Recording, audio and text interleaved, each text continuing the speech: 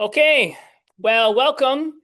Thank you for coming this evening to our event. It's an ACM Chicago joint with IEEE Computer Society Chicago chapter.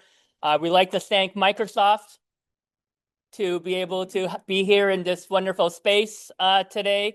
And also want to give a shout out to ACM, who was able to go ahead and sponsor this wonderful pizza that we have here today. So thank you for Microsoft, and Mike, thank you for ACM for providing those resources for us tonight. So tonight we're going to have a speaker from Microsoft, David Giard. He's going to talk about effective data visualization. Before he starts, I'm going to just give some bit of introduction slides here. So if you're not familiar with ACM Chicago, we are the Chicago chapter of ACM. How many people here know ACM or have heard of ACM? Okay. So what does ACM stand for? What's the acronym for ACM? Association for Computing Machinery. Exactly. That's right. That's right. And ACM is the one that sponsors the Turing Award, right? That's kind of like the CS kind of thing in the Nobel Prize in Physics or in CS. Okay. So yes, exactly. Association for Computing Machinery. So I'm the chair for the Chicago chapter of ACM. We also have our vice chair, Payam Purashraf, who is actually working at the registration desk. We also have treasurer Greg Newmark, who's here taking the recording of our webinar this evening. And we also have our wonderful communications chair, Henrietta Dombrowskaya, who you might have seen some of the emails that come from Chicago ACM, and also the posts that we have on our social media on Meetup, Facebook, and LinkedIn. And you can see here is our kind of Facebook, LinkedIn. We also have an X2 as well, although we don't really use it too much. We're mostly on the Meetup. So if you want to see, previous events or upcoming events, go to our Meetup, subscribe to our meetup.com/ACM-Chicago. That's the easiest and quickest way to find when we have our events. And also as well, IEEE Computer Society Chicago chapter. So I also am the chair for this chapter too as well. So we've done a lot of joint activities together with ACM Chicago because, well, we have it's the same type of topic. So we kind of do joint events together. We have our vice chair, who is Rajarshi Roy. He couldn't come here tonight. Our treasurer is John Waltz, and our secretary is Dan Waterloo. We also have a YP Young Professionals chair, Narendra Venkatasan. And you can see there we also have our Facebook, LinkedIn, and X social media coordinates too as well. Okay, so here's the real reason why you're here today, right? You're not here to listen to me. We have David Giard here, who is a partner solution architect at Microsoft. Just a little bit about him. So he is a former accountant and former biochemist who has been developing solutions using Microsoft technologies for over 3 decades. Currently, David helps people design and build solutions in his role as partner solution architect at Microsoft. He's been very active in the developer community. He speaks at numerous major conferences, code camps, and user groups around the world. He helps to organize conferences and other geek events. He's the host and producer of the moderately popular online TV shows, Technology and Friends and GCast. So you can go ahead and I guess, listen to that. Okay, there you go. There you go. He's also the co-author of the Rocks book, realworld.net, C# and Silverlight. And he also has a website, davidgr.com, where he has his latest thoughts. And his hobbies include video, photography, sports, and embarrassing his sons. Okay, that's very interesting. I won't ask what that is, but anyway. So the format we're going to do here is that David's going to go ahead and give the presentation.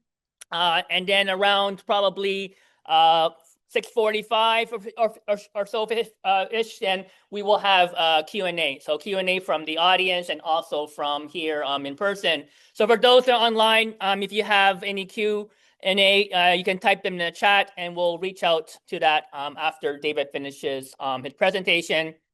Just housekeeping rules. This webinar is being recorded, so it will be made available afterwards. And I think the slides can be made available too. All right, there we go. Just want to make sure that you got the go ahead. So yes, we'll also post slides too as well. Take a look at these 4 series of numbers and tell me what is the relationship between the series and between the numbers in each series. That's kind of a rhetorical question. It's really, really difficult to look at numbers in this format and get any useful information out of them. However, if we plot these series in simple scatter diagrams, the pattern jumps right at us really quickly. We can see that there's a correlation between X and Y in each one of the series. We can see that that correlation is stronger in some of the series than in others. We can see that some of the series have outliers. And we can decide, oh, well, that's just bad data, let's throw it out, or we want to adjust our model to account for those outliers. The point is, there's a lot more information that we can get a lot more quickly by looking at pictures of data than looking at the data itself. That's very often true. In fact, the larger the data set, probably the more true that tends to be. This process of turning numerical data into pictures is known as data visualization. How many people here are software developers? More than half the room looks their hands. I'm a software developer by trade. I'm an architect now, so they don't have as much code, but that's how I was trained as a software developer. And many times I've been asked to turn numbers into pictures of numbers, to graphs or charts or maps or something like that. And there's a lot of great tools for doing that. This is not a tool talk. I'm not going to go into detail about any of the tools, but you can use Power BI or Tableau or Microsoft Excel. These are all really good tools for doing it, and most of them are pretty simple to use. You point the tool at your data source, you select the type of visualization that you want, and you click next, finish, and wow, you've got your pie chart. But what if the pie chart is not the best way to display this information? Or a more fundamental question, what do I even mean when I say the best way to display that information? Now, for years, as a software developer, I didn't really think about that. We hit next, finish, visualization created. I'm on to the next task. And the purpose of tonight's talk is to get you to stop, give you a little speed bump to say, you know what, after I hit next, finish, take a step back. Is this the best way to display the data? What are some principles of data visualization? This is something that I really didn't think about early in my career.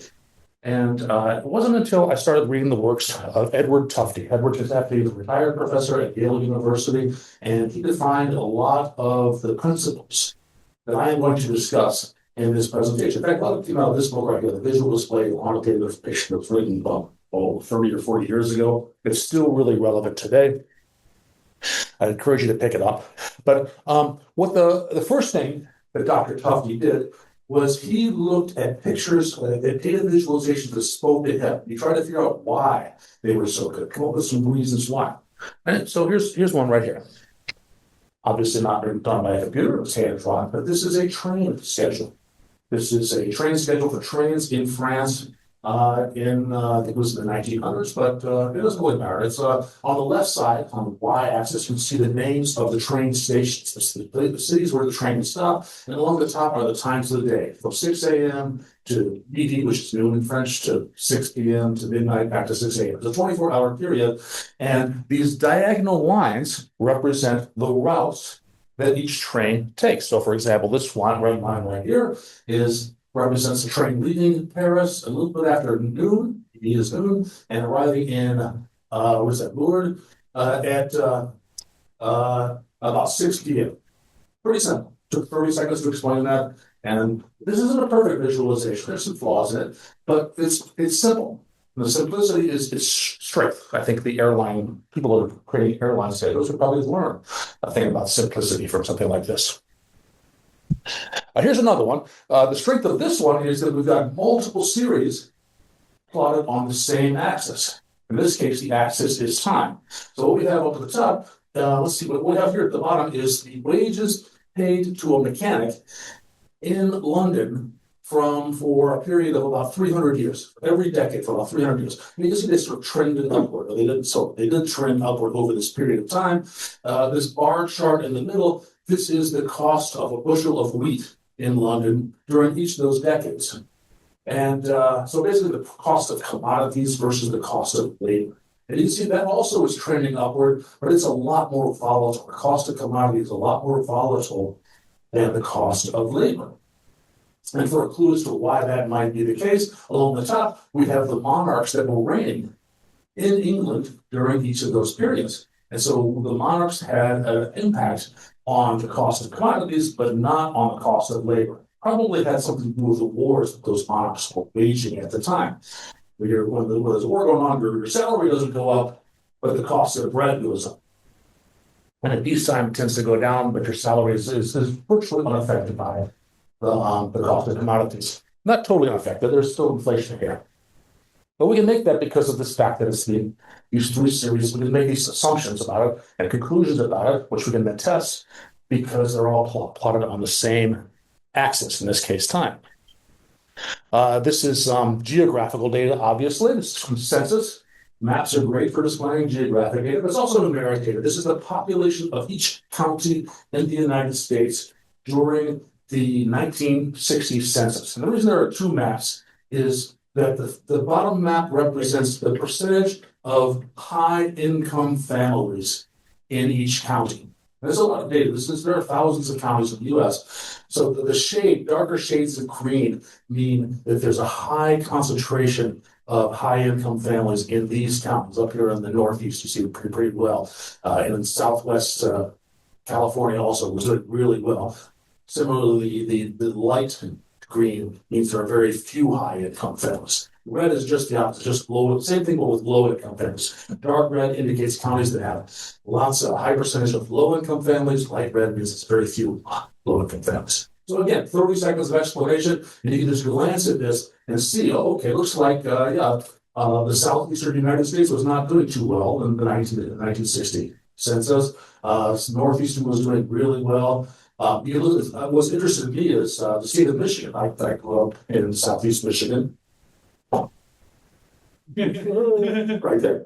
And 1960, Southeast Michigan, Detroit was doing really well in 1960. I bet if you did that map in 1980, it would look very, very different. Or look at the state of Alaska. There appears to be counties in Alaska that had no middle class. They had lots of high-income families, lots of low-income families. I don't know the reason for that, but it sparks those questions. I can look at that really, really quickly. If somebody just handed me a bunch of data that showed, by county in the U.S., there's no way I could come to those conclusions really quickly. There's no way I could come to those questions really quickly.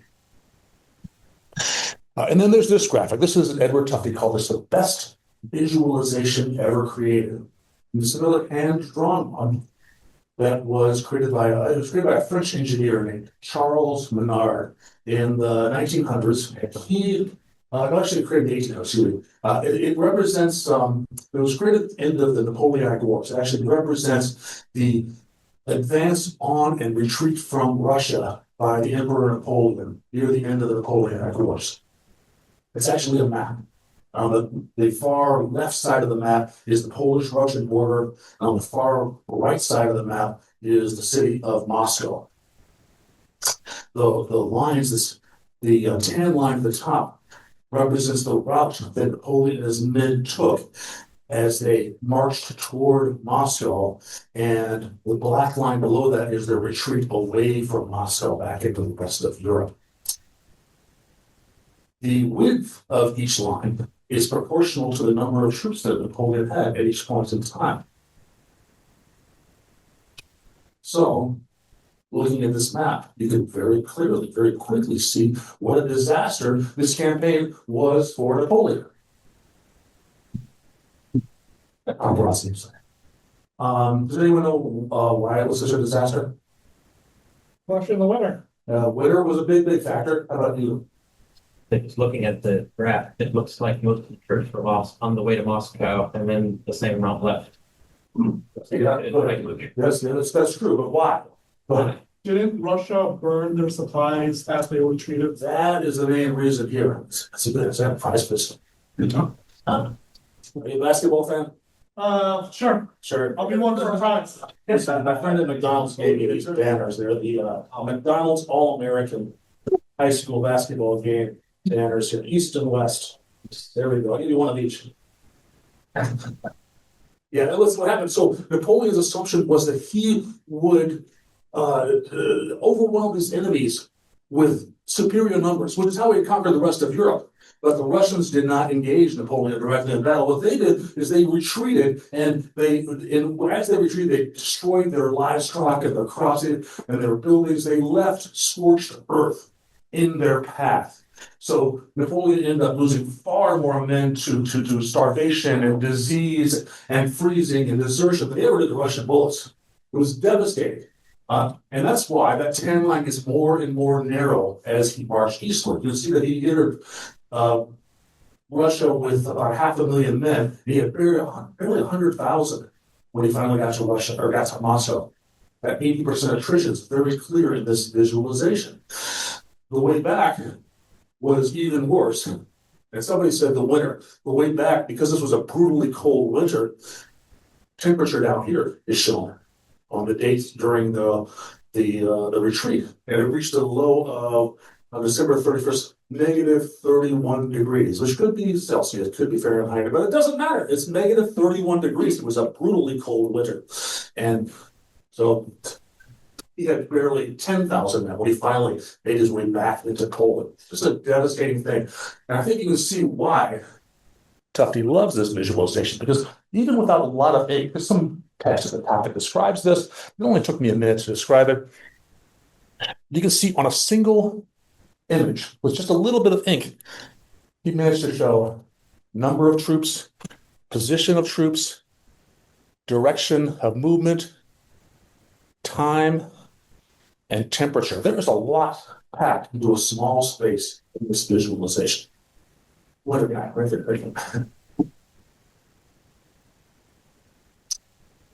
All right. Just a beautiful visualization, I think, created, hand-drawn by a French engineer. All right, so those are some good things, some good principles, but not every visualization is good. So Edward Tufte said, you know what can I do? What's bad about visualization? What makes a bad visualization? And it is the worst thing you can do with your visualization is to lie to your viewers. It destroys your credibility. This is from Fox News. And it's from the election of 2012 or 2011 for the what was it? I guess even numbers, 2012. And Fox News had not, this is President, Barack Obama was president at the time. He was running for re-election. Fox News had endorsed his opponent. But they showed, this graphic showed the unemployment rates during the last 12 months. It looks fine. There's some volatility to it. It doesn't show the zero axis, which I have a problem with, but that's minor. It's labeled clearly until you look at this last number for December and you realize, wait a minute, 8.6 is plotted at the same level as 9.0, and it's plotted above 8.8. 8.6 is actually the lowest number on this, and yet it's plotted as one of the highest numbers. And so I can't prove this, but it seems that they had an agenda, and they did not want to show this dip in unemployment near the end of the year, which would favor the candidate that they were not endorsing. So it seems that they're deliberately misleading. That's my theory in this case. Here's another one. This is from the annual report of a mining company. And I think that they were trying to mislead the readers of that report, because this shows the net income for 5 different periods, 5 different years. And it's not obvious just from glancing at it. You have to look really closely to realize that this number is a negative number. And the reason it's not obvious is because it's represented by a very tall vertical line, and they've decided to omit the zero on here. The zero will be really helpful to recognize that they actually lost money during one of these years. And now, the problem with that is that if I'm reading this thing and I think, wow, wait a minute, they're trying to mislead me, then that destroys their credibility in my mind. A lot of viewers find. And so it causes me to call into question every visualization that's in this report, which is probably the exact opposite effect they were hoping to have.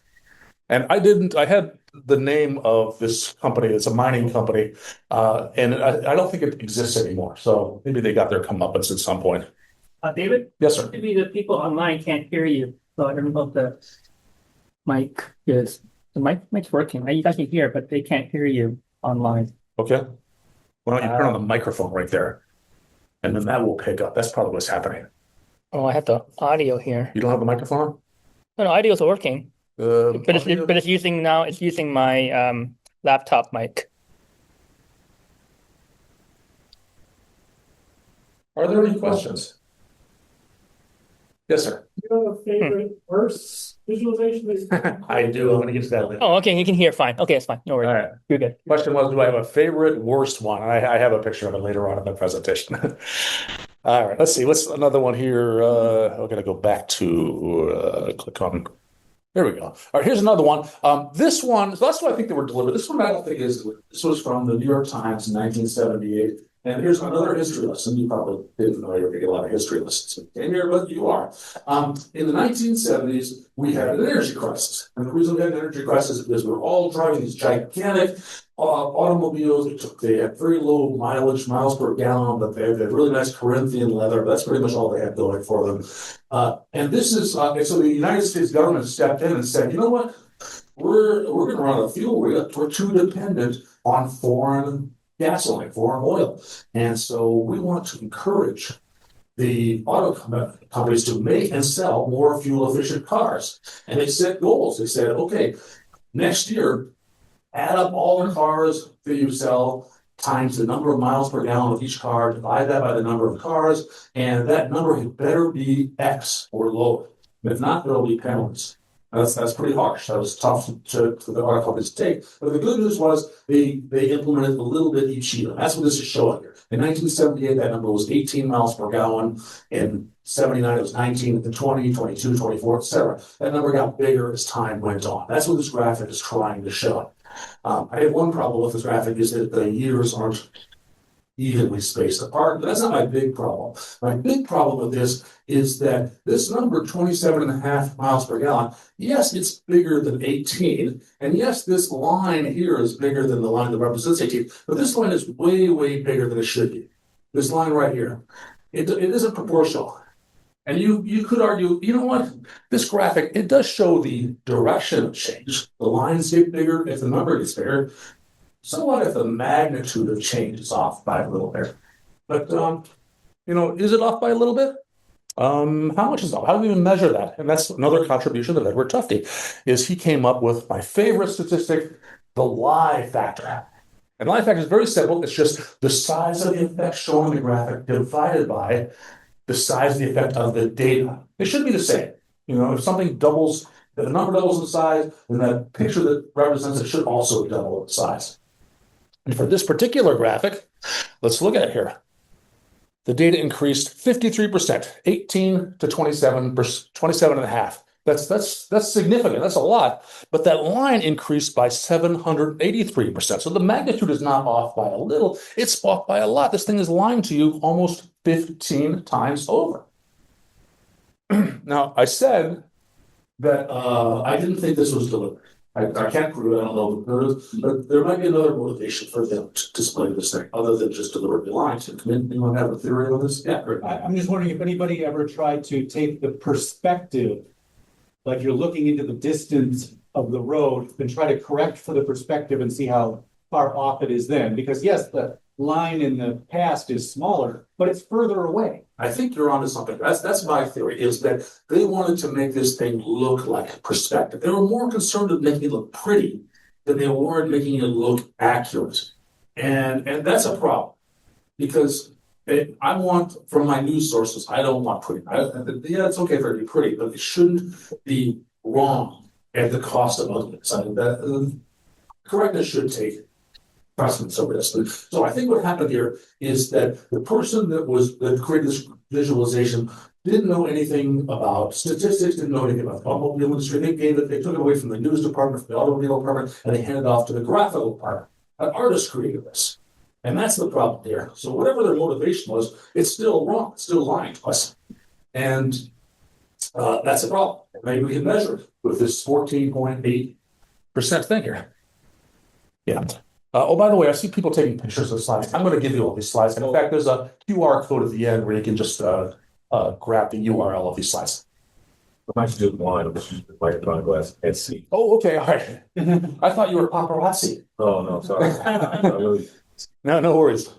All right. Now, so here's an actual a more accurate representation of that same data. Yeah, that miles per gallon went up, not significantly, but not nearly as much as it would. I would recommend connecting to the Zoom. Who this guy with Zoom, and then you can just zoom to that. So that's probably that.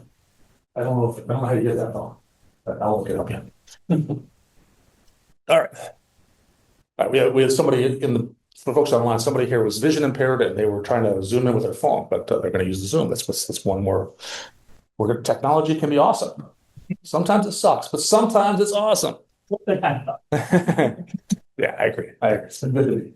All right. So here's another one. Another one with the lie factor. This is representing the number of general practitioners. How doctors used to be general practitioners mostly, and now they're mostly specialists. That's where the money is. And this is representing the shrinking number of general practitioners over time, or family practitioners, I should say. In 1964, 27% of all doctors were generalists. By 1990, only 12% were. Less than half of them were. And that's what this picture represents. This doctor here, the 27%, he's twice as tall as this doctor, more than twice as tall as this doctor here from 1990. This 12%. The problem with this graphic is that he's not only twice as tall, he's also twice as wide. You learned this in like third grade mathematics, that the size of the two-dimensional object is proportional not only to its height, but also to its width. And that's why this is lying to us, because even so that doctor, because he's twice as tall and twice as wide, now he's about 4 times the size. And so the lie factor for this one, I'm going to go right to left. In this case, it's easier to do the math. Yeah, 27 is 125% larger than 12, but that doctor, because we're changing both his height and his width, we're making him 4 times the size. And so this has a lie factor of 3.8, another significant lie factor, probably because they were more concerned with making it pretty than they were with making it accurate. And not every two-dimensional object has a problem. Like in bar charts, for example, the width doesn't vary. And so it doesn't have that problem. All right, here's another one here. I won't go into the math of this, but this is a 3-dimensional object it's representing one-dimensional data points with a 3-dimensional object. So it varies by both the height, width, and depth of it. As far as I know, this is a record lie factor. Question in the back. Does it scale by volume? This one right here is volume. So this one here is a 2-dimensional object. So only there's no depth to it. So the depth is essentially 0. This one is a 3-dimensional object, and they actually are varying both the width and the depth. So if you have one-dimensional data points, you should represent them by one-dimensional pictures. Or at least you should maybe not represent them, but you should not change more than one dimension of the data points. Otherwise, the size will change a lot. All right. I think that's a record, 48.8. This is a more accurate one. This is a logarithmic scale. This also has nominal dollars. And because of the years, there was really high inflation in the late 1970s. So nominal dollars are dollars that were adjusted for inflation. So that's actually more accurate here. Real dollars are just inflation. Now, nominal dollars are just the dollars. But a dollar in 1979 was the same as a dollar in 1972 because there's so much inflation. So it's more history. Cool. All right. This one here, I might have to abbreviate this if I want to get done by time. Well, I'll go one more here. This is commissions paid to travel agents. The problem with this is that this particular graphic, it shows 3 periods for 4 different airlines, most of which don't exist anymore. But the third period is only a 6-month period. The other 2 periods are 12 months. So we're kind of comparing apples to orange here. So of course that third period went down. It's only half as long. It's really impossible to tell, or impossible to quickly tell, did it go down proportional to what it was. They should have done every period should have been a 6-month, or they should have annualized the 6-month period, something like that. They're comparing different things with each other. All right, I do want to talk about context a little bit because sometimes graphics can be misleading just because they don't provide enough context. We can just see part of the data. Here's an example right here. Oh, here's one. This one, I made this one up, but is the number of things, the widgets that you buy, that you own, your happiness goes up. But what is happiness? Even if we could measure it, it's not even presented. The units aren't, the y-axis are not presented on the scale at all. There's no context to tell us what we're measuring here. Here's a more practical. This is a real world example. There's two data points from 1955 and 1956 of traffic deaths in Connecticut. I hope you forgive me that I don't have the zero on here, but I've indicated that the zero is missing. It went down. And the reason those 2 years were chosen is because that was the year that the state of Connecticut started enforcing speed limits. They started strictly enforcing the speed limits. And the conclusion we're tempted to draw from this is that, okay, enforcing speed limits saved lives. There were about 325 deaths the year before they enforced them, and there were only about 275 the year after they enforced them. But we can't really conclude that from just a small data set right here, because we don't know what happened before 1955 or after 1956. That graphic could look like this or this or this. We're only looking at a couple of data points here. And so we would draw different conclusions based on these things. Did the death toll continue to go down, or did it spike right back up again afterwards because maybe there was just another reason why deaths went down?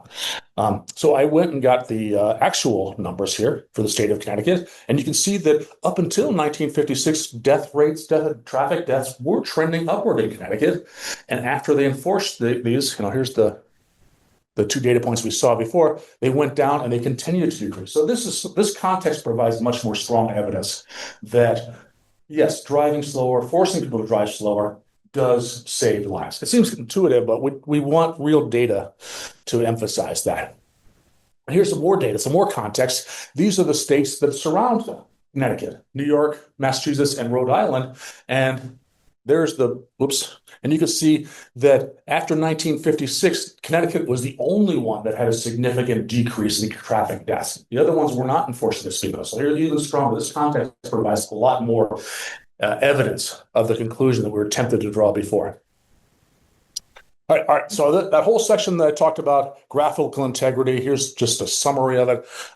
Keep your data representation proportional to the data itself. If the data doubles in size, your data representation, your visual representation data should double in size. And one way to help that is to avoid the temptation to change the dimensions of your data. Keep the number of dimensions of the data the same as the number of dimensions of your graph. Adjust for inflation during times of inflation, and provide context. All right, that's a good place for any more questions. So, all right. I'm not stopping for good. I have more stuff. In fact, this part here, when I read Tuffy's book, this is the one that had the most significant influence on my work, is this idea of data ink. And here's another ratio that Tufty came up with. Another very simple one is the data ink is the data ink ratio is the data ink divided by the total ink. Now, a lot of times we're not actually printing things out anymore, but back in the day we did our laser jet printer and print out stuff that we printed in black on ink. But the dark parts on the screen, if you don't print it, we can think of that as ink. And so the data ink divided by the total ink, this can never be above 1.0. And because if all the ink that is data ink, then that's 100%, never more than that. The data ink is actually the ink that directly represents data. That's what that is. And you may ask yourself, okay, well, what other ink can you use? If it's not directly representing data, what else could it be? Here we go. Well, there's a few things, but I should point this out for also. The principle that I try to follow is I want to increase this data ink ratio. I want to be as high as possible within reason. So there's a qualifier there. Increase the data ink ratio. It's up to as close to 1% as I can, but within reason. I'll talk about that in a second here. But I'll first talk about what's non-data ink. And one thing is redundant data. If you've got the same data point represented in multiple ways, on a visualization, then only one of them is data ink. The rest is redundant, so it's non-data ink. So for example, here's a bar chart, just one point of data, 35.9. Let's look at all the ways that this is represented on here. There's a line on the left and a line on the right. They're both 35.9 units tall. This line here is 35.9 units from the x-axis. The shaded area is 35.9 units tall. This number is 35.9 units from the x-axis. And of course, it is the number 35.9. There's a lot of redundancy in a bar chart. Bar charts don't have, they have a pretty low data ink ratio. And in fact, this gets lower still if I use a three-dimensional bar chart. So this doesn't have that problem with varying the width and the depth, but still, it's a lot of data. What I'm doing is you have to look at a lot of stuff just to get this one number. Not a big deal for one number, but if you have a bunch of data points and there's a lot of redundant ink in there, then your brain has to filter all that out just to get to the actual data. People do this because they think it looks pretty. But it's usually a mistake. What else? Metadata. Metadata is not data. It is ink that supports the data. Sometimes it's helpful. That's why I say we don't want to just blindly increase it. We want to increase it within reason. So here's a graphic. It doesn't really matter what data points are, but it's a graphic drawn on something that looks like graph paper. It's got some numbers along the X and Y axis. There's a scatter diagram with a trend line through it. What's the data ink on here? The grid, What was it? So just shout about it. the grid percent. The data ink is just these dots, just the dots. That's the only data. These represent data. Everything else on here is metadata. All right. And here's, let me go through an exercise here. What if I remove, see those grid lines there? What if I remove some of those grid lines? And if I lighten them? Now you see there's a lot less ink on here. Same amount of data, so the data ink ratio went up. And I would argue that this is way better, easier to read than that. The data kind of jumps out at you. In fact, do I even need all those lines here? I could get rid of those lines. This is pretty good. If anybody ever used the early versions of spreadsheets like Excel, Lotus 123, the lines between the cells were black. And very quickly, the designers of those spreadsheets realize those lines between the cells, those are metadata. It's the numbers in the cells, so data. And so now if you look at Excel, all the borders are really light gray. So you can still see them, but they makes the numbers themselves jump out. But do we even need those? I would argue the data jumps out even more in this one. But there's still a lot of metadata here. Let's remove the top border and the right border. We don't really need that. That's kind of wasted ink. We don't need, I'll go back here, all the numbers in here. We can interpolate, our brain can interpolate that. And again, I would argue that this is better because the data ink ratio is higher and that the data just jumps out at you. What about that trend line? Is that trend line data or is it metadata? It's metadata. Well, let's get rid of that. You know what? I would argue that that's worse. I think the trend line helps emphasize the fact that this is pretty much a linear data. So I'm not blindly just going to go and increase my data ink ratio. I'm going to put that line back in there.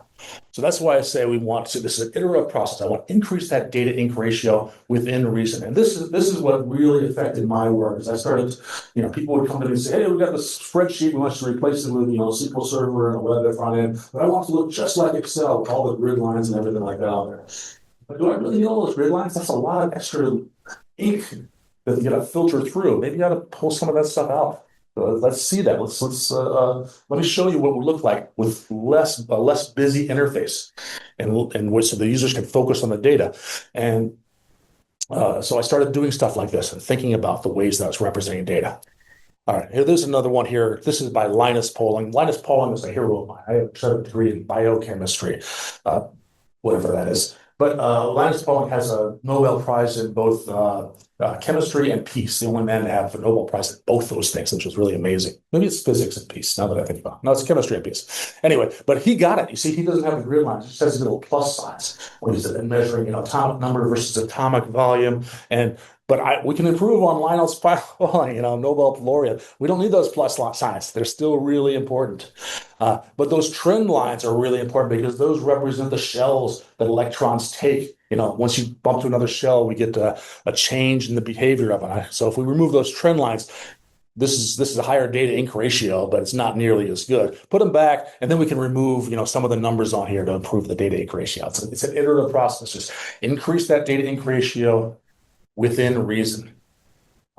This was life-changing for me when I first read this. Changed the way I worked. And here, remember this graphic here? This is pretty good, but it has one challenge, is that what happens if a train is in transit at 6 a.m.?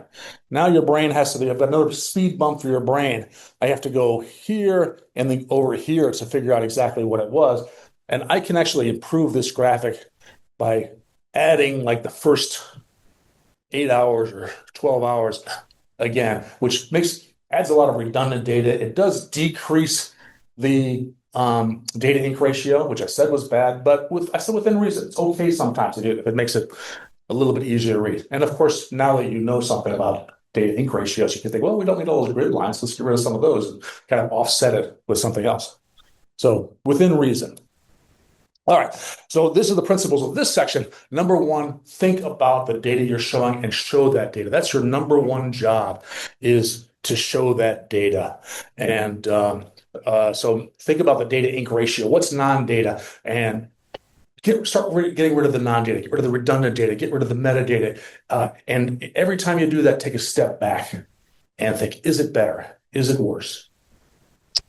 Revise and edit.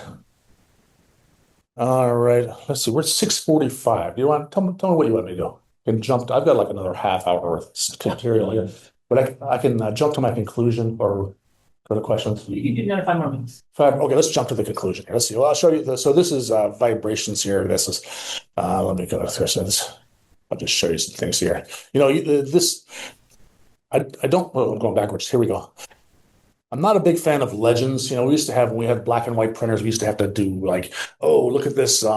This is real data. This is news stories during 1972, I think, the number of news stories. But, you had to look and say, inflation is a diagonal line. There's lots of diagonal lines. This one goes from bottom left to top right. And there's a lot that go from bottom left to top right. My eyes have to move back and forth from here. And then these patterns are really hard to pick up. It's probably better if I used colors, except colors are, some of your audience might be colorblind, so you need to take that into account. I actually think way better than legends is just to label the data directly. You can get away with this. This is so much better than legends. That's another one of these mental speed bumps. Looking over here, coming back, looking over there. And so this is way better. And I actually showed this in talk one time, and somebody said, well, I can't tell from this whether or not crime or competence is higher. Why don't you sort them? I thought, well, that's a pretty good idea. Just sort them, because there's no real ordinal measure along the x-axis. And I thought, so if you guys have, I hopefully I gave that guy a Brad Ben or something, because that was a really good idea. I'm not a big fan of pie charts, but keep them simple here. I'm going to jump ahead to here. I'm going to just mention this. Chart junks and ducks. Chart junk is just decorations. This is not even metadata. It's just decorations that you should avoid in your visualization. People add them all the time. Tufte called them ducks, and the reason he did is because there's a building in New Flanders, New York, that is shaped like a duck for no reason, no practical reason whatsoever. The only reason it's shaped like a duck is so people will drive down the street and say, oh, the building is shaped like a duck. Let's check it out. It's just to draw attention to itself. It doesn't add anything to the functionality of the building. And you see this a lot in graphics, things like this or this or this, decoration, or this right here, which is a terrible visualization. But this week is my birthday, and this would look really cool in my house. So if you're looking to get me a present, I'd be okay with this bad visualization hanging in my home. I don't even have a landline. I think it's so cool. All right, we'll go back here. Oh, yeah, there you go. There's our answer. Worst graph ever. I pulled that out of Tufte's book. This is the number of students. What is it? The number of students in higher education who are under 25 or over 25 for 5 different years. It's basically 10 points of data, just 5 different years. You can argue it's 5 points of data because one of them is just 100% minus the other one. They just add up to 100%. So, and that's even that. I can't even see it. I look at this graphic that 20 was a 32.8 plus 67.2. That equals 100%. 33.6 plus 66. These all equal to 100%. I know this. I don't even see it in the graphic. And the reason I don't see it is because he's chosen these curvy lines for no reason, 5 different colors. for no reason. Just adds nothing to it. It's just a really low data ink ratio. It's not simple. It's not, nothing jumps out at you. I started thinking about, wow, what's a better way to visualize this? And because actually it is in the book, he refers to it as the worst, possibly the worst visualization ever created, something along those lines. I was wondering if the guy that published this in some educational journal, if he was thumbing through, Barnes and Noble, a bookstore, and said, "Hey, there's my visualization. I wonder what Edward Tufte has to say about it." And he didn't like it. So I started thinking about what's a better way to represent the data, and I actually came up with this. or maybe this, you can just add sometimes visualizations might not help. This is a small subset, and you probably don't need pictures to show this because the numbers themselves are simple enough. But as the numbers get bigger, don't be afraid to add something to it. All right, I'm going to skip over this section here, but you can have the slides here. The purpose of this is to say, hey, you can have lots and lots of information. If it's presented well, don't be afraid to have lots and lots of numbers, thousands of numbers in your visualization, like this and this. As long as you're using good principles, don't be afraid to put lots of data in here. I'll skip over this right here. This spark lines, I've ever seen spark lines. They have a really high data ink ratio. They're the invention of Edward Tufte. You see them in the Wall Street Journal a lot. Microsoft Excel actually has a function where you can stick a spark line into a single cell. That's pretty cool. Here, let's see, slope graphs, another thing he invented. Those aren't nearly as popular, but he invented them. Here's the takeaways from this section. All right, I'm going to start from the whole thing. I'm coming down to the end of it. All right, here's my conclusion. Number one, don't lie. Maintain graphical integrity. Number two, think about the data ink ratio within reason. Think about that principle. That's what really changed my life. I think I was an honest person before, but I was not thinking about what's data ink versus what's not a data ink. Avoid these chart junks, and there's no reason for that. They're just cute. They're just showing off. They're not helping anything at all. A lot of these things are just mental speed bumps that the viewers have to look through. I didn't really talk about multifunctioning graphical elements. That's not that big a deal. Keeping the labels of data, maximize data density. Don't be afraid to put lots of data in here. Let's return to other exercises. Think about who your audience is. I mentioned that your audience might be colorblind. If you know that ahead of time, then don't use colors. Put simple, self-explanatory graphics. If you need a paragraph on there, that's fine. Put a paragraph on there. But if you don't need one, sometimes a good title will be just enough. Let's return to this one. This was the graphic I showed earlier, created by Charles Menard. And Menard, he's obviously a very good artist. He could have done this visualization differently. He could have done whatever the 19th century equivalent of next finish is. He could have dressed it up with whatever, his obvious artistic talent, but he chose not to do that. He chose to present the data in a way that maximize data ink ratio within reason. He chose to present lots of things along the same axis. He used the principles that Edward Tufte pulled out of there and put into his books. And that's what I'm asking you to do. That's what I want you to take away from this, is the next time somebody says, hey, I want you to present this as a visualization, after you've hit next finish, take a step back and think, oh, you know what? Can I do something? Can I remove some of the redundant data or the metadata? And if I do so, will it help the data itself to jump out at the viewer and make it more reasonable? And once I've done that, maybe I can add another series to that same axis so that I can start comparing these things, coming up with hypotheses as to why they're correlated or why they're not correlated. This is what changes data into information. And this is the kind of thing that your users will thank you for. And my name is David, and I thank you very much. And as promised, that's the slides right there. So go ahead and grab that QR code. You also can see a video of the presentation that I gave. I think this is the one from London last year, and some articles I've written about it years ago. But everything is in here. If you get the slide deck, then you have everything, all the links in the slide deck. Okay, so we have now time for questions. So let's start for the in-person. Right front And Payam will give the microphone. The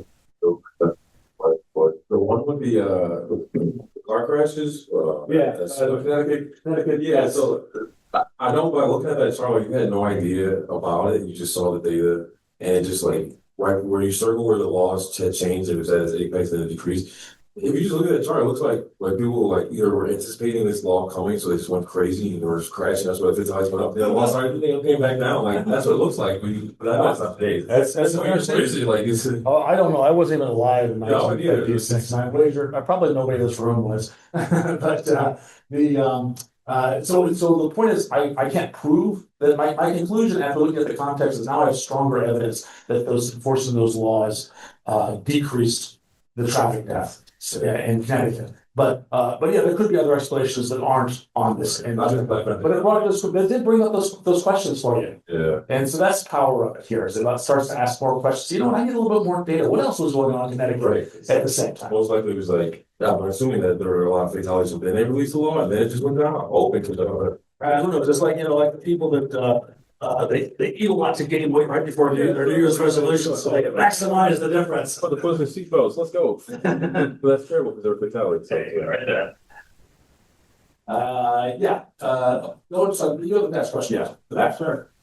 So what I Wait for the microphone. twice, and I might teach again a data class. Oh, yeah? You know, Where? at a Columbia College, That's Chicago, which is not traditional students, and they have no background at all in data prior to this. Lots of artsy people at Columbia College. Huh? There are a lot of artsy people. Oh yeah, yeah, they are. That's in my neighborhood. But they can read and write, which that's an advantage over many technical people. So you know, they've got that going for them. Pretty I good was letters. wondering before I taught the class the last time, but it was too late. Would that be a better start to a class for people who are totally new to data, to like start from the data visualization aspect and then get into the underlying technologies?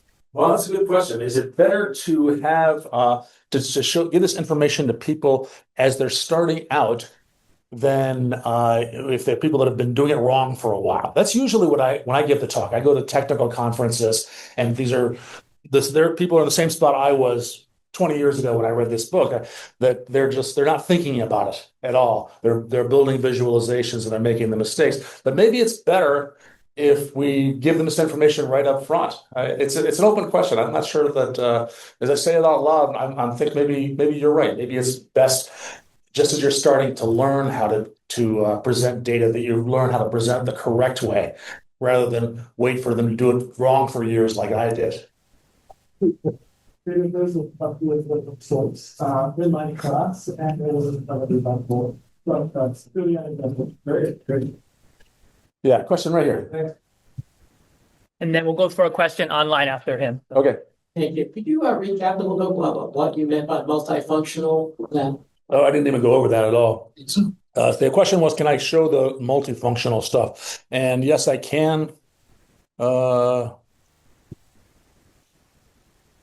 me out here. I want Yeah, to get back to my presentation. Yeah, sure. Okay, no, just to go back. Oh, yeah, back. The idea behind multifunctional. This is it's hard to do this with a lot of software.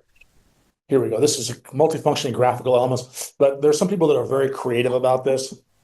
And this is an example from World War I, some clever desk sergeants said, these are the troops that were deployed to to France during World War I. Not only does it show the number of troops, but actually the division numbers. So division number 1, then 2, then 25 were all deployed here. So you get extra information, and that's really high data ink ratio. That's one example. I don't know how software they could do that, but there's also things like there's no rule that says you have to have the numbers on the x-axis or on the axis. You could have the data points themselves being the x values. There's no rule that says that you have to have equal distance between your data points. So each time all these things I'm showing you, this is a really low data ink ratio. I'm sorry, really high data ink ratio. But because we're using the set data points, we're using the x values on here because we're only showing the y values on the y-axis. It increases the data ink ratio. It makes the data itself jump out even more. That's the kind of thing that I was going to show. Okay, so we got a question from online here, so from Chelsea, saying, what are your thoughts on real-time data visualization and how they may be more simplified for viewers when the graphics are shifting rapidly? Oh yeah. So this is I had one section that I didn't go through at all, which is using small multiples here. And this has sort of become obsolete with the idea of real-time updates or animated data here. So this is just it's not really important what it is, but this is the age of fish in Northern European streams. Fish in 1908, a lot of fish that were 4 years old. In 1909, a lot of fish that were five. This graph is shifting to the right, so the fish are getting older. You could do this with animation and today, but when Tufte wrote this book, animation wasn't really powerful enough to do. Everything was printed. And same thing here. These are the age of Facebook friends. When you're 15 years old, all your friends are also 15 years old. A bunch of your friends are 15 years old. Maybe some of your parents' friends are on there. When you're 20 years old, come on. Back. There we go. When you're 20 and 25, when you're in college, almost all your friends are your same age because you're living in a dorm and everybody, you're surrounded by people your age. But as you start to get into the workforce, that graph gets bigger and bigger. So this is basically, you're just varying one variable, showing the graph multiple times. You can do the same thing with animation today. And that's kind of cool here. So, but yeah. I'm in favor of it. I didn't want to make this a tools talk at all. I wanted to show what you can do with low tech without just the principles to show. Okay, we'll take another question online before we go in person. So when can you say you've done enough to make your visualization efficient without deducting from the insight? When you've done enough, that's where it's art more than a science. When can you say you've done enough with your software project? When it's done, it's when you run out of time, when the deadline is approaching. But I think really what I would do is every time I make a change, I think the example we're talking about is the data ink ratio, where I said let's remove some metadata, let's remove some redundant data, let's remove some stuff, let's kind of iterate or increase the data ink ratio with each step. And what I do is with each thing that I do, I take a step back. I stop and I say, is it better than it was before? And at some point, I'm not making it better. That's when I know to stop. Okay, in person, some questions? Yeah. I think Greg has one. My most common pet peeve of charts that I've seen multiple people do is using the wrong kind of chart. So for example, you had the bar chart up where there were different categories of things. You said, oh, we could sort these and that would make more sense. So I see people do a chart like that and they use an XY line chart. So there's a line going up and down between the different things, which implies movement somehow, but they're completely different categories. And if you sorted them, you could still sort them and now the line would look completely different. And I often have trouble convincing people that this has to be a bar chart. A line chart doesn't make sense for this data. Does Tufte address using the wrong kind of chart? Book, but on his blog, he's written about that. So that's another one that's kind of more art than science because there's no standard rule that you can follow. You just need to think about what are you trying to show, and some of the principles will go into effect. He hates pie charts. The only advantage of pie charts is that it emphasizes the fact that all the numbers add up to 100%. That's the only advantage. And if that's not a key piece of information you're trying to show, you should avoid pie charts entirely because it's really hard to tell that this pie slice is bigger than that pie slice. Either right next to each other, you can't really tell that. So it's principles like that. But every type of chart has its strength, and he does write his blog about that. I'm not sure if he's still alive. He's an old man. He's still alive. He's long since retired from Yale. Thanks for the talk again. How do you reconcile the trade-off between precision versus data ink ratio? Maybe units or something could be too precise to be without the axes. So how do you handle that trade-off? You just need to look at it and ask yourself, is it better? Is it more readable? Is it simpler?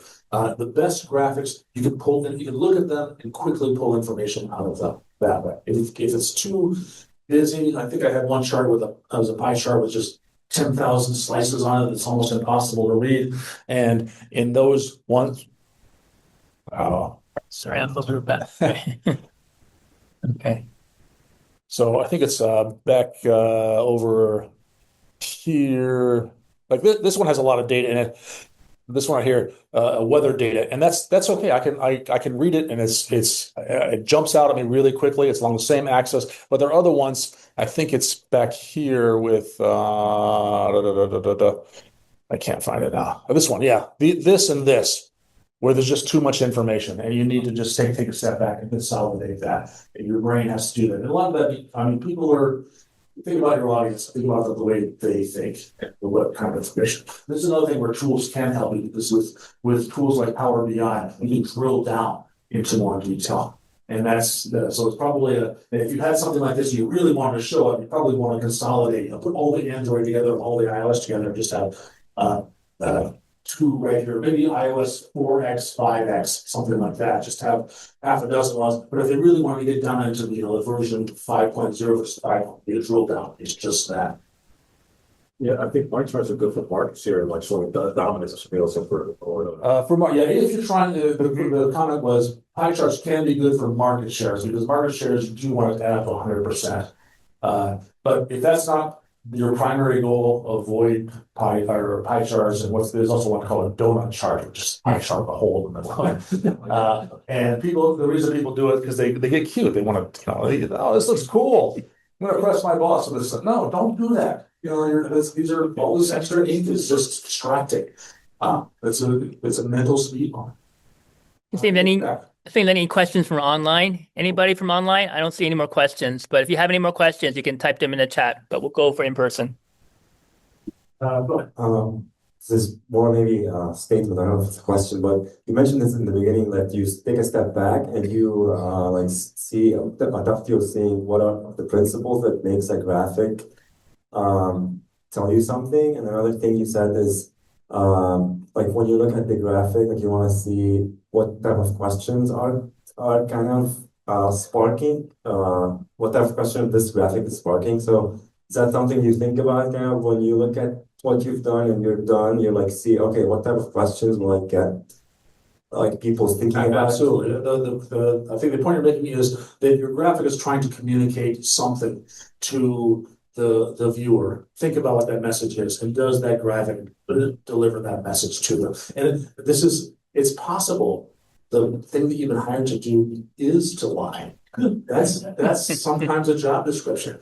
And your boss says, make that graphic tell this message. And you look at it, the data doesn't say that. Doesn't matter. You're getting paid to do it. It does matter, right? And just be aware that if you destroy your credibility, then you're probably going to have the exact opposite effect of what you hope to have. But yeah, you're absolutely right that you should think about what is the message you're trying to deliver, and does it deliver that thing. So that's come back to the pie chart. Do I really want to show that I've covered every single piece of data here, and they all add up to 100%? Then maybe a pie chart is that there. And if it's not, if I want to show comparisons, then, maybe between discrete categories, maybe a bar chart is better for that. What's the story I'm trying to tell? Are people? What are the limitations of people? Are they colorblind? Are they should I not use color? So I have a question in regards to what do you think about in terms of AI creating visualizations? And can you have something where you say in the prompt, you can say, I want to maximize the ink ratio. Can the AI go ahead and actually create a visualization from the data, from your experience, from using it? Well, I don't think it's AI doing things for you, but I think you're always going to have a human in the loop, because I don't think it's going to be able to at least not state of the art now, to say, I want to increase the data ink ratio within reason. It's that last part, the within reason part, that it will fall short of. It could certainly increase the data ink ratio by just getting rid of all of the metadata and all of the, just putting a bunch of dots on there. But that might not be readable. Okay. Any other questions? In person or online? One more. Okay, one there, yeah. And then we'll end from there. So Yeah. Yeah, I mean, you mentioned that you read Tufte quite a while back, and I was curious what books or, any sources at the time afterwards that you read that you think helped you expand from Tufte. That's hard to read technical books anymore. because everything is so much information online. People keep sending me articles all the time because I've been doing this talk for years now. And afterwards, I always get, there's not like one blog that I listen to, but I get all kinds of articles sent to me, visualization. Here's a really good example, or here's a really bad example. And so when I'm reading about visualization, it's because it's been tough so much. I don't have a good book to recommend right now. You did write other books, though. They're all really good. I still think that this first one's in that song. All right. I think Okay. we'll hang out a little bit afterwards. So I'm going to go ahead and finish with the remaining. So yeah, thank you for all those questions. That was very, very good. All right. If you guys want. Yeah, thank you for David for that. Yeah. I spoke, how long ago did I speak at ACM? 2016 was the last time. 2016, 10 years ago? Oh my goodness. It was over at over by Water Tower this last time I spoke there. Oh, so one more thing that I just want to mention here is that did you see Tufts art at Fermilab? Did I see what? Tufts art at Fermilab. Oh no, I did not. So online somebody said that Tufts Yes. art is it there now? That's going. Yeah, Neil, is it there at Fermilab? I was driving by the Fermilab exit not too long ago. I've only actually been there. Oh, and he said it was no, it's a long ago exhibit. So Oh, okay. I've only been to the Fermilab one time. And Okay. at night I didn't see the exhibit. I did one time, I gave this talk in New York City, and Tuffy has an art gallery. He owns an art gallery in New York City. And I emailed him and I asked, would you like to come and see this? And his assistant emailed back that he had an opening, like an exhibit opening that same day, and he didn't come. I thought it'd be really, for one part of me thought it'd be really cool if he showed up for my talk, but he's also on record as saying he hates PowerPoint with passion. And I kind of, so that might piss him off a little bit. And the other thing is that I kind of had this vision in my mind of him sitting in the back, just shaking his head, saying, that is not what I meant. But it would have been cool. all right. So before we end here, I just want to kind of, make you aware of if you're or you know of any undergraduate or grad students, IEEE has this student leadership conference that is on April the 11th on Saturday. It's being held at Illinois Institute of Technology at the Kent School of Law on West Adams in downtown.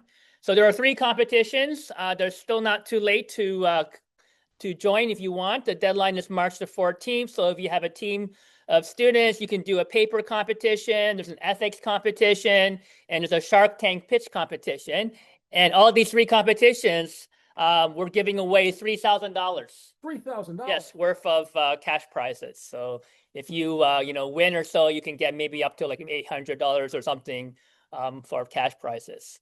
And if you want to register for the conference, you can go to IEEEchicago.org. You will find this Nexus Student Leadership Conference, and you can start to register for that. I believe registration is like around a little less than $100 or so for the day. For students, if you actually register before the end of next week, we will reimburse for students to go to the conference. But you have to register before end of next week. Then you will get a reimbursement, from IEEE on that. The day of the conference is Saturday, April the 11th. Yeah. So that's that one. And then of course, we're always looking for more speakers from ACM Chicago and also for IEEE2 as well. So if you have an interesting talk, research, whatever, please reach out to one of these email addresses here. And you can also, speak on what you want to say. And then, of course, we have our videos that we record. And so we upload them on our YouTube channel. This is the kind of the short form. So bit.ly/ACM Chi video. So you can see a list here, kind of a thumbnails of all the previous video recordings that we've done in the past, and the one that we have today will also be posted there after we do some editing and processing. And of course, we are always looking for more volunteers. I mean, the success of these events are not with the the work of all the volunteers. We don't get paid for doing this. Okay, we all have a day job, but we are very passionate and want to return things back to the community. So here's a great opportunity. Even if you're a student, right? This is a great way of getting experience, leadership skills. So if you are interested or you want to help us out in terms of writing or planning or doing some videography. So we have, Greg here who is taking, the camcorder to take videos, but if you want to help with editing of the videos and so forth, if you want to be able to help with networking, help us find future speakers and topics, and basically, just kind of build the interest, in computing in the Chicagoland area. So also reach out to us here as well. And yeah, so future meetings, look for, our future next ACM Chicago meeting on the Meetup group. So you'll find that there. So yes, that's right. I'm looking at it online here. Yes, grad students can apply for that conference, for that competition too as well. Yeah. Okay, so thank you everybody for coming here this evening. Thank you for those, online. And we'll see you at another future event. So thank you.